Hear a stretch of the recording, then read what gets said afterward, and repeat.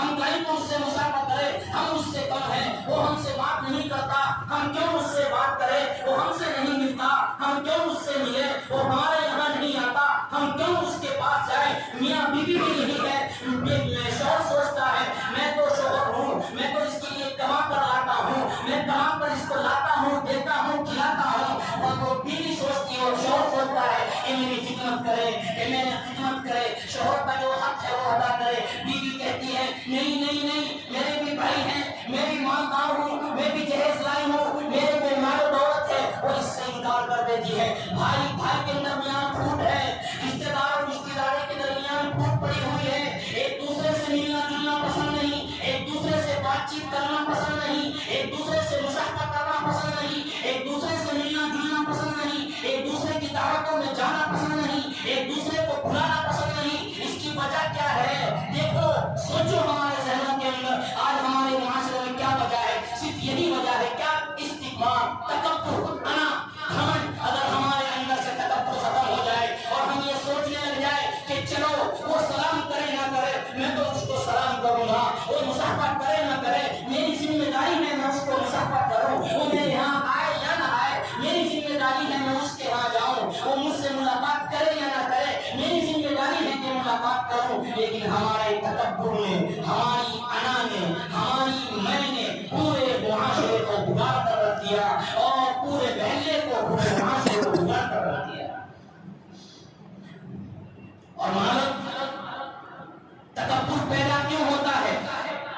علم کی وجہ سے پیدا ہوتا ہے۔ بعض مرتبہ یہ سوچتا ہے میں تو اتنا بڑا علم والا ہوں، اللہ نے مجھے اتنا علم کیا ہے، لہٰذا میں بڑا ہو گیا، میں فلاں ہو گیا، بات کرنے کو تیار نہیں۔ وہ یہ نہیں سوچتا کہ تیرا کوئی کمال نہیں ہے، اللہ نے تجھے توفیق دی، اللہ نے تجھے توفیق دی، تو نے علم سیکھا، اللہ نے تیرے ذہنوں کے اندر، تیرے دماغوں کے اندر یہ علم ڈالا۔ اگر تیرا ایک ذہن کی نس بھی ختم ہو جاتی تو تیرا علم کچھ نہ ہوتا، تو بالکل بیکار ہو جاتا۔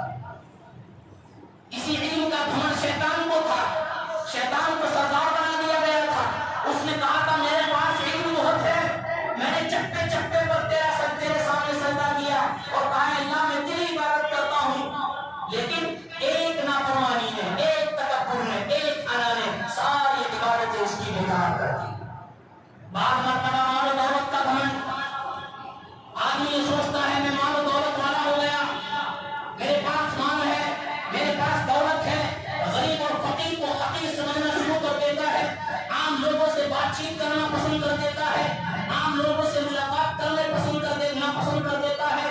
وہ یہ نہیں سوچتا کہ مال و دولت دینے والی ذات بھی اللہ کی ہے۔ قارون کے پاس دولت تھی لیکن اس کی دولت نے کیا فائدہ دیا؟ نہیں، بجائے فائدے کے اس کو نقصان دیا اور وہ اس کے ہلاک ہونے کا سبب بنی۔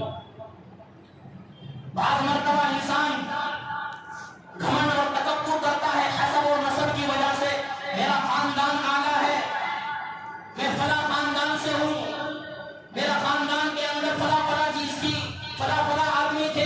نہیں، یہ فرما دیا گیا کہ جب تمہاری موت آ جائے گی تم قبر کے اندر رکھ دیے جاؤ گے اور فرشتے تم سے سوال کریں گے، وہاں پر تمہارا نہ حسب چلے گا، وہاں پر تمہارا نہ نسب چلے گا، وہاں پر تمہارے ماں باپ، تمہارے دادا کام نہیں آئیں گے، وہاں پر تمہارے اعمال کام آنے والے ہیں۔ اس لیے حسب نسب پر اپنے آپ کو اترانے کی ضرورت نہیں ہے۔ بعض مرتبہ گھمنڈ ہوتا ہے عہدوں کا، کہ اللہ نے عہدہ دے دیا، مقام دے دیا اور اپنے آپ کے اندر تکبر آ گیا۔